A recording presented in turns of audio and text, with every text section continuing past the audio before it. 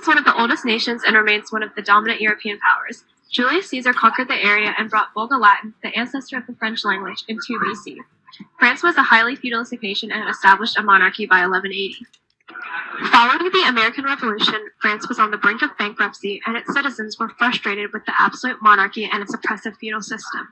Therefore, on July 14, 1789, rebels stormed the Bastille, marking the beginning of the French Revolution. The subsequent Reign of Terror sees the death of Louis XVI and his wife Marie Antoinette via guillotine in 1792 for high treason. The takeover of insurgents and the National Convention declares the abolition of the monarchy and subsequent establishment of the First French Republic. Napoleon Bonaparte takes the lead and stages a coup d'etat and appoints himself as the first consul of France, ending the revolution in 1799. It is also important to note that following the Napoleonic era, the monarchy is reestablished, with several more back-and-forth periods until the final and Fifth Republic was established in 1958. Spurred by U.S. President FDR's vision for a post-war world, the United Nations was created in 1945. France holds one of the permanent seats to this organization and plays a major role in things such as international security, environmental change, human rights issues, and UN reform. So your demographics of France are pretty clear cut. You're looking at about 67 million people. That's according to the latest World Health Organization data as of January in 2018. Life expectancy is pretty solid. 80 years old for men, 85 and a half-ish for women. Lines up to what we're seeing in a lot of other high-income countries, developed countries around the world. As far as total population, most of your population lives in urbanized areas.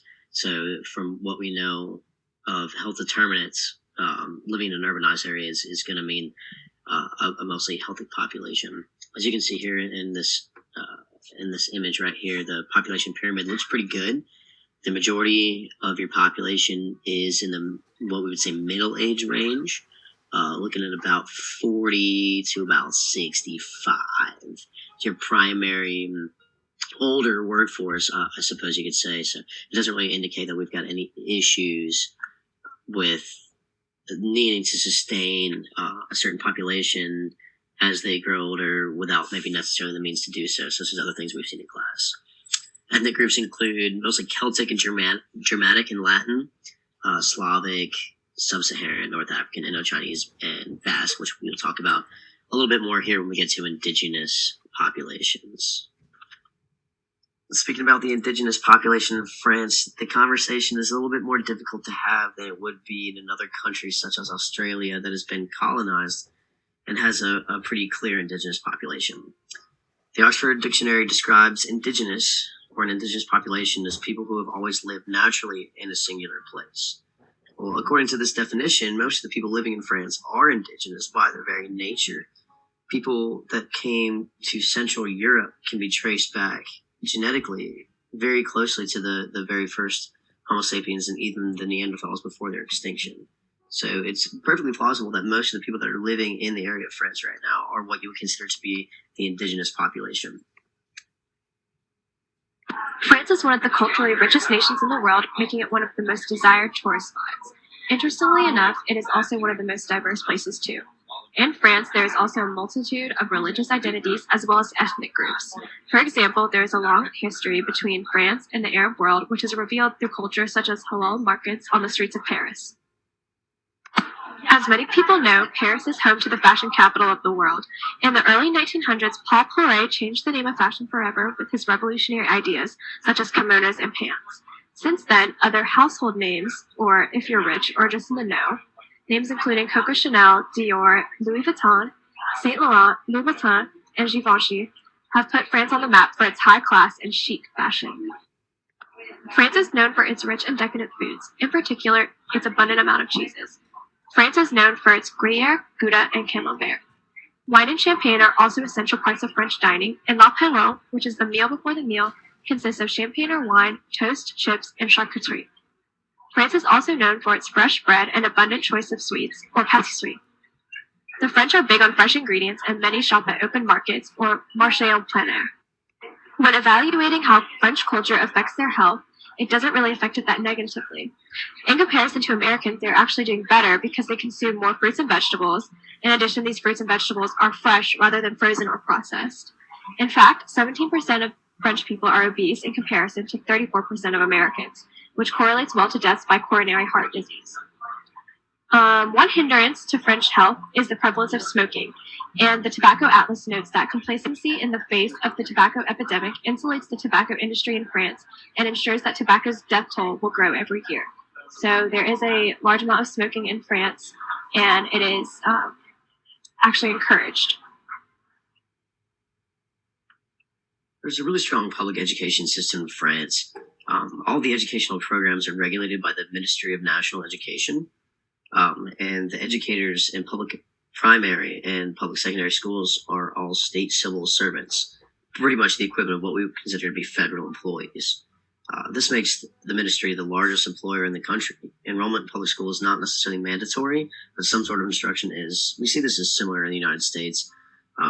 It's not necessarily mandatory that you go to public school, but some sort of schooling, even if it's homeschooling, is a requirement for most children living in the country. Children get sent to preschool around age 3. That's a much more common thing in France than it is somewhere in the United States. Most children get sent to preschool around this age, whereas in the United States, it is not necessarily a super common thing for children to start schooling at 3 or 4. Sometimes it's not even until a child is around 5 where they make it to what we consider kindergarten. So in France, public education is free of cost to all citizens, permanent residents, similar as we see in the United States. I am super excited to talk to y'all about the industries that France has to offer. We're going to dive right into those. Obviously, they're one of the biggest countries in the world, global powerhouse, so we'll see how they're doing in the industry field. All right, so looking at the agricultural industry of France, they produce about 4% of the GDP. They're the second largest exporter in the world behind the United States. 60% of the land used in France is for agricultural purposes, and that makes up about 37% of the land used for agriculture in the European Union. They've received about $11 billion in subsidies from the government due to degraded soil. They're trying to bounce back from, crop deprivation. Everyone's got to eat. Mainly they produce sugar beets, cheese, wine, dairy, poultry, all the things France is known for. Sugar beets I don't really like. They're kind of nasty, but other than that, pretty good. So the tourism industry, France, it is in fact the most popular destination in the world for tourists. About 86 million people travel there per year. About $70 billion of the country's GDP comes from the tourism industry. That's about 9.7% of the total GDP. When people visit, they love to visit the nation's capital, Paris with the Eiffel Tower, and those small towns with the cute little houses. So if you've been there, awesome. I'm jealous. I've never been, but really like to go. Taking a look at the other industries that France has to offer, manufacturing is technology, one of the big ones. They're a top 4 producer of cars in the world, as well as one of the most technologically advanced countries. Nuclear energy accounts for about 78% of the country's electricity, as well as by 2030, they're requiring that 40% of the electricity must be produced from renewable energy resources. Right now it's about 20, but as we'll see in a little bit, they're pretty good with their SDGs, so it's pretty likely that they'll be able to maintain that goal. So, gotta save the planet. Alright, so I laid out a timeline of epidemics and pandemics that have gone through France in its history. Beginning in the 1340s, there was the Black Death that reached Paris. In the 1500s, there was an outbreak of smallpox. And then in the 1830s, cholera was a big thing. In 1918, the Spanish flu pandemic reached France and significantly affected its population. Some more modern pandemics or epidemics were in 2000s with Listeria, in 2000 with SARS, and in 2013, hepatitis E broke out due to pork liver sausage. In 2016, there was the Zika virus, and currently there has been an outbreak of measles in France. It's also important to note that France has significant ties with West African countries, making Ebola, the outbreak in Ebola of 2014 and 2015, of major concern. In terms of France's health system, they're doing pretty good. Following World War II, the economic devastation in France prompted the creation of Social Security in 1945. All citizens are required to purchase this health care, There are 5 different funds: general, independent, agricultural, student, and public service funds that fund their healthcare. 85% of the French are covered by the general fund. More than 40% of health insurance is paid by payroll taxes. And this insurance covers a multitude of services, including dental, midwives, and prescription drugs, among many others. There's also voluntary health insurance that you can purchase, which is provided by your employers. In terms of overall health, France is doing pretty well. France has a national health insurance system, and in 2000, the World Health Organization actually ranked them the best health system in the world. Their health expenditure as a share of GDP is about 11.5%, which is higher than a lot of other European countries, but still lower than America. And we already mentioned some of their determinants of health in a different context, but as a high-income country, things like housing, water, sanitation, and poor work environments are largely not an issue for them. The poverty rate is slowly rising, which is concerning, but they have a health system that's designed to help provide low-income people with inexpensive or even free health insurance. There's also a strong education system and equal access for both genders. Long life expectancy and low under 5 mortality rate also show an overall good quality of health. This first graph shows that France has a low mortality rate for preventable deaths. This means their healthcare is generally very good at treating things like heart attacks and strokes, especially compared to other European countries. The second graph is showing the decreasing incidence of tuberculosis in France. One of the targets of Sustainable Development Goal number 3 is to eradicate epidemic diseases like tuberculosis, which is why it's particularly important to follow this incident rate. Looking at the leading cause of death and disability in France, you can see that they're all non-communicable and very typical for high-income countries. France has done a lot to decrease disparities in their healthcare system. People in the lower class qualify separately for the same voluntary health insurance that most other people get from their employer. This helps ensure that they will not have the burden of co-payments. Similarly, people with chronic illnesses also have little to no co-payments for their treatments. However, there are still some disparities in the distribution of health professionals and the lifespan of men in different occupational standing. So France's approach to the Sustainable Development Goals, like we talked about in class, they love them. They're trying to make them part of a really big platform politically. They support the Millennium Development Goals, MDGs, and SDGs, like we talked about.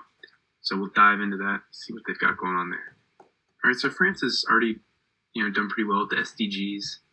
They've got a high standard of living and a high quality of life. With that comes, quality education, no poverty. Some of the SDGs we've been talking about. Also, they've got access to healthcare, basic goods and services. That's good for good health and well-being as well. Also, with public and private infrastructures, that's good with sustainable cities and communities, and just pretty good overall. France isn't perfect. They've also got some challenges like any other country. Some of those challenges include various inequalities between social, educational, gender inequalities, healthy ecosystems and natural resources. They're one of the highest endangered species countries in the world. And as we talked about, some of the energy, the renewable energy, they're trying to, get to 20% to 40% by 2030. Because unemployment is also a really big challenge in France's economy. We're trying to get, that decent work and economic growth like the SDGs say. So in 2015, they put in 3 different plans to tackle that unemployment because it's one of their biggest problems.